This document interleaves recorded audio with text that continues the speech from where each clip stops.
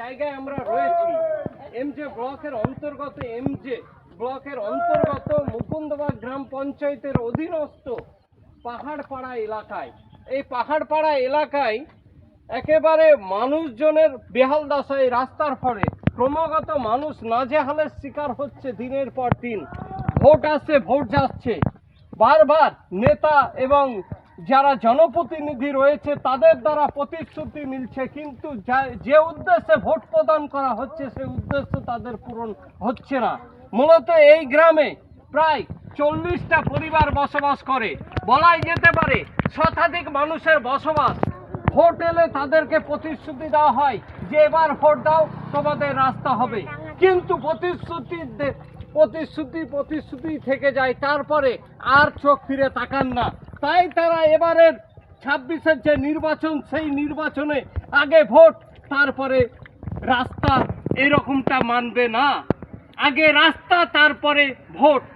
তাই 26-এর নির্বাচনে একেবারে ভোট বয়কট করবে, রীতিমতো হুঁশিয়ারি দিতে চলেছে এই গ্রামবাসী। আমরা সেই গ্রামবাসীর কাছ থেকে প্রথমে প্রতিক্রিয়া নেব, কতদিন থেকে এই রাস্তা নিয়ে তারা নাজেহাল অবস্থা। দেখতে পাচ্ছেন ছোট ছোট বাচ্চার যারা কতটা নাজেহালের শিকার হন এই রাস্তা দিয়ে। মূলত তাদের এই রাস্তাটাই হচ্ছে মূল পথ, যে রাস্তা দিয়ে তারা সর্বদা চলাফেরা করে। তাদের এই পথ দিয়েই অনেক সময় স্কুল যেতে হয়, চিকিৎসার জন্য স্বাস্থ্যকেন্দ্রে যেতে হয়, বিভিন্ন বাজারে যেতে হয়। আমরা সেই মানুষজনের বক্তব্য শোনার চেষ্টা করব। একটু আসবেন সামনে। বলো আমাদের রাস্তা চাই বাস। এই কতদিন থেকে নাজেহালের শিকার হচ্ছে? 20-25 দিন থেকে তো কাঁচা রাস্তা বুঝতেই পারছেন, মোটামুটি বন্যার আগে থেকে 2000 তারও বেশি হবে। আমাদের কোনো দরকার নেই, রাস্তা হলে যথেষ্ট। আর রাস্তা যদি না করে দেয় তাহলে ভোট দেওয়া চলবে না। বাস এইটুকু আমাদের কথা, আমরা রাস্তা চাই। রাস্তা নিয়ে কতবার প্রতিশ্রুতি দিয়েছে? মেলাবাদ দিয়েছে, কেউ মেপে দিয়া আর কোনো আর ঘুরে থেকে দেখে না। হ্যাঁ, এগিয়ে আসুন যারা বলবেন তারা এগিয়ে বুবু তুমি বলো, যারা বলবেন এগিয়ে আসুন। বলো ভোট না দিলে রাস্তা না হলে ভোট দেবো না। রাস্তা করে নেই, রাস্তা বলেছে আমরা হবে, শ্যামশ্যাম করছে, আবার হচ্ছে, রাস্তা না হলে ভোট দেবো না।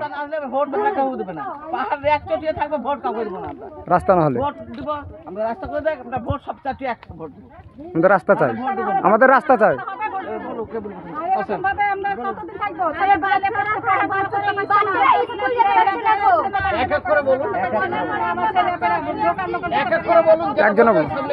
একজনে বলো দাদা তুমি।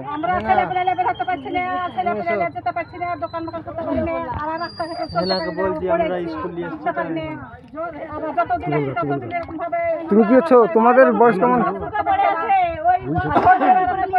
সামনে আসুন না, যারা বলবেন সামনে আসো। বলো মেম্বারের নাম কি আছে? মেম্বার ওরা কেউ তাকান না আপনাদের। স্কুল যাওয়ার অসুবিধা।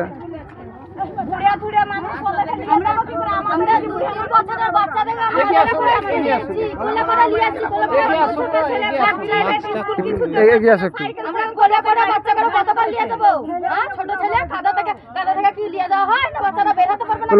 রাস্তা না হলে ভোট দিব না, রাস্তা না হলে আমরা ভোট দেবো না, ঝাঁটা বারুন দিয়ে দাঁড়িয়ে থাকবো, যে ভোট দিতে আসবে।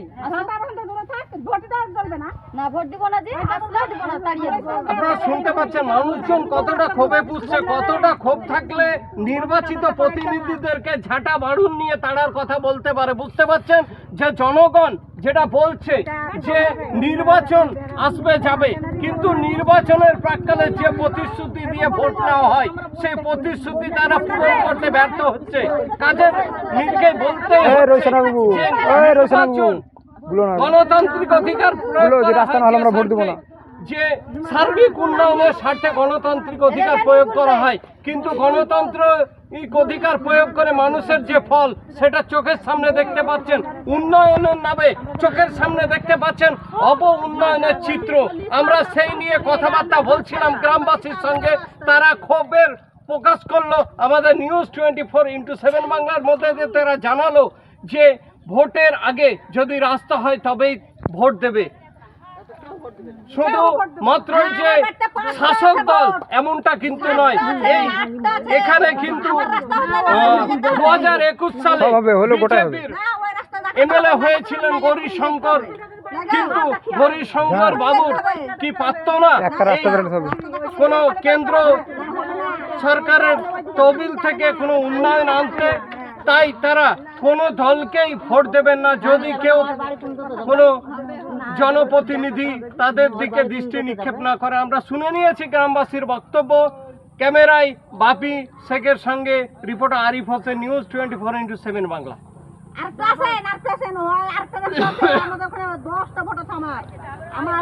এটা পুরোটাই খারাপ। বিষয়টা হচ্ছে